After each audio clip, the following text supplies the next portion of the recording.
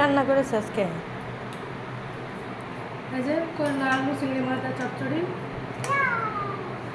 ভাত, লেবু, ভেন্ডি ভাজি, হচ্ছে মাছ ভাজি। রাফি কি দিয়ে খাবে? রাফি ভেন্ডি ভাজি খাবে আর আপনি ডিম ভেজে দেবো। আমার খিদে লাগছে, ওই জন্য আমি খেতে বসেছি। খিদে লাগছে।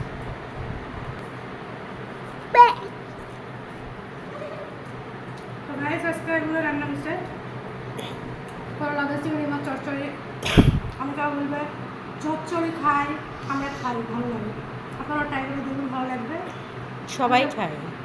অনেকে ভাজি খাই, চিংড়ি দিয়ে করলাম, চিংড়ি দিয়ে করলা চচ্চড়ি আসলে মজা লাগে, ভালো লাগে।